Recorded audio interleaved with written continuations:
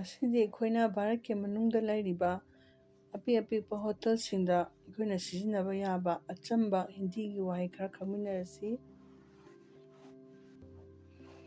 ꯆꯥꯅ ꯊꯛꯅꯕꯒꯤ ꯄꯣꯠꯂꯝꯁꯤꯡꯗ ꯃꯔꯨꯑꯣꯏꯅ ꯑꯩꯈꯣꯏꯅ ꯁꯤꯖꯤꯟꯅꯕ ꯌꯥꯕꯁꯤ ꯆꯥꯏ ꯍꯥꯏꯕꯗꯤ ꯆꯥ, ꯁꯃꯣꯁꯥ ꯁꯃꯣꯁꯥ, ꯖꯦꯂꯦꯕꯤ ꯖꯤꯂꯤꯕꯤ, ꯄꯔꯥꯊꯥ ꯄꯔꯥꯊꯥ, ꯆꯠꯅꯤ ꯁꯣꯁ ꯃꯈꯜ ꯑꯃ, ꯑꯆꯥꯔ ꯑꯆꯥꯔ, ꯗꯍꯤ ꯁꯪꯒꯣꯝ ꯑꯐꯝꯕ, ꯃꯈꯟ ꯕꯠꯇꯔ, ꯄꯥꯅꯤ ꯏꯁꯤꯡ꯫ ꯃꯊꯪ ꯑꯁꯤꯅ ꯁ꯭ꯋꯥꯗ ꯑꯣꯔ ꯕꯤꯁꯦꯁꯇꯥ ꯃꯍꯥꯎ ꯑꯃꯁꯨꯡ ꯃꯥꯒꯤ ꯊꯣꯏꯗꯣꯛꯄ ꯃꯒꯨꯟ ꯇꯥꯛꯄ ꯃꯇꯝꯗ ꯑꯩꯈꯣꯏꯅ ꯁꯤꯖꯤꯟꯅꯕ ꯌꯥꯕ ꯋꯥꯍꯩ ꯈꯔ: ꯒꯔꯝ ꯑꯁꯥꯕ, ꯊꯟꯗꯥ ꯑꯏꯪꯕ, ꯃꯤꯊꯥ ꯑꯊꯨꯝꯕ, ꯇꯤꯈꯥ ꯁ꯭ꯄꯥꯏꯁꯤ ꯑꯣꯏꯕ, ꯀꯨꯔꯀꯨꯔꯥ ꯌꯥꯝꯅ ꯀ꯭ꯔꯦꯝ ꯂꯥꯎꯕ, ꯇꯥꯖꯥ ꯐ꯭ꯔꯦꯁ ꯑꯣꯏꯕ, ꯀꯔꯛ ꯁ꯭ꯇ꯭ꯔꯣꯡ꯫ ꯃꯔꯨꯑꯣꯏꯅ ꯆꯥ ꯊꯛꯄ ꯃꯇꯝꯗ ꯑꯁꯤꯒꯤ ꯋꯥꯍꯩ ꯑꯁꯤ ꯁꯤꯖꯤꯟꯅꯩ꯫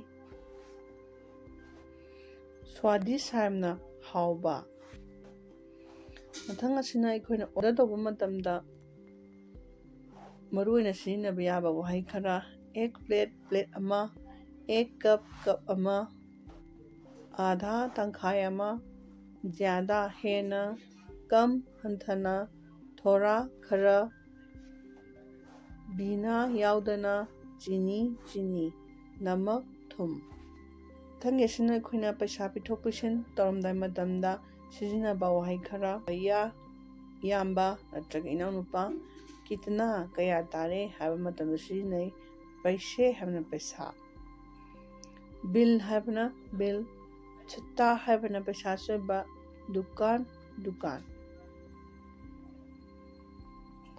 ꯃꯊꯪ ꯑꯁꯤꯅ ꯑꯩꯈꯣꯏꯅ ꯑꯄꯤꯛꯄ ꯍꯣꯇꯦꯜꯁꯤꯡꯗ ꯆꯪꯕ ꯃꯇꯝꯗ ꯑꯩꯈꯣꯏꯅ ꯁꯤꯖꯤꯟꯅꯕ ꯌꯥꯕ ꯑꯔꯥꯏꯕ ꯋꯥꯍꯩ ꯄꯔꯦꯡ ꯈꯔ: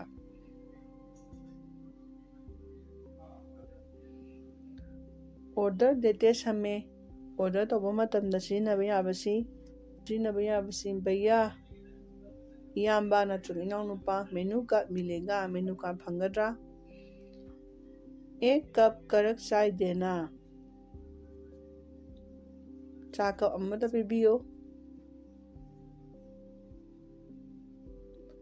समोसे के साथ हरी चटनी ज्यादा देना, समोसा का लोइनना असंग चटनी हेन पीबियो। 2 प्लेट आलू पराठा, आलू की पराठा प्लेट अनि और अमसुंग दही लाइए, दही का पुबिरऊ।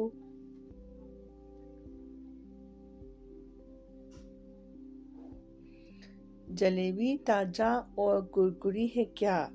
जलेबी साबदा ngaइबा अदुगा क्रेम सु लाउब्रा। मथंगिसिना अखोइना चागदोरिबा नत्रगा थक्कदोरिबा पोटलम अदु करम मओंगदो पामिबनो हाइबनासिमा फोंदोक मतमदा सिनाबा याबा वहाई खरा: चाय में चीनी मत डालना, चादा चीनी हापिगनु, थे में मक्खन कम लगाना, पराठेदा मक्खन हंथना हापियो। इसे थोड़ा और गरम कर दीजिए, मसे खरगा साहनबियो। मिर्च कम रखना, मोरोक हंथना थाकपियो। मथंगिसिना अखोइना पैसा पिरमदाय मतमदा हाइबा याबा वहाई खरा: नाश्ता बहुत बढ़िया था, अइना चागिबा पोटलम अदो यामना हावी हाइबनासिमा फोंदोकपा मतमदा सिजिनै।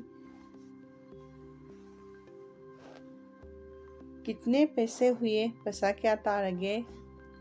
क्या यहाँ ऑनलाइन पेमेंट चलती है?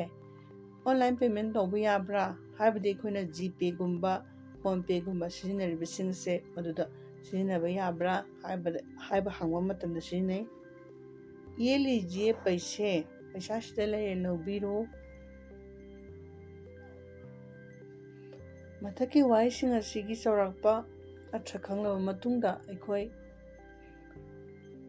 होटेलदा वारी साबगी खुदम अमखक येंगसी। ग्राहक कस्टमर दुना भैया नमस्ते, इयाम्बा नत्रगा इनाउबा खुरुमजरी, बैठने के लिए जगह है क्या? फमफम लैगद्रा? वेटर दुना हाँ जी लैजगनी, यहाँ बैठिए, सिदा फमबिरो। क्या लाऊं आपके लिए? अदोंगिदमक्ता करी पुजरउगे? ꯀꯁꯇꯃꯔ ꯑꯗꯨꯅ 1 ꯀꯞ ꯀꯔꯛ ꯆꯥꯏ, ꯆꯥ ꯀꯞ ꯑꯍꯥꯎꯕ ꯑꯝꯇ ꯄꯨꯕꯤꯔꯛꯑꯣ, और दुगा 1 प्लेट गरम समोसा दीजिए, अछाबा समोसा के प्लेट अमग पीबियो। वेटर दुना समोसे के साथ जलेबी भी लाओ, समोसा का लोरेना जलेबी सु पुजरउरा, अभी ताजा बनी है, हौजे हुजित साबदा ngairi बनी। कस्टमर दुन हाँ थोड़ी सी ले आइए, खरा खक्तंग पुबिरओ, पर चाय में अदुबु चादा चीनी कम रखना, चीनी हंथन थाकपिरओ। वेटर दुना ठीक है, फगनी अभी लाया, हौजे पुजरअगे। खाने के बाद चारब मतुंगदना अमुक कस्टमर दुना भैया याम्बा नत्रग इनौपा नाश्ता बहुत स्वादिष्ट था, यामना हाउखरे, अइना चारिबदु यामना हाउखरे फोंदोपा। कितना हुआ, क्या तारगे? वेटर दुना टोटल 80 रुपये हुए, पुन्ना रुपा मरफु तारे। ग्राहक कस्टमर दुना ये लीजिए पैसा सिदा लेजरे लौबियो, धन्यवाद थागतचरी। खंगमिनरिबा अराइबा हिंदी की वाहैसिंग असे सिजिन्नदुना अदोमना इंडिया दा लैरिबा अपिकपा होटल अमदा चंगबा मतमदा लाइना सिजिन्नबा यागनी खंजै। ngasiगidi matang asai da loisinjarage, mathangda amu thengnarasi।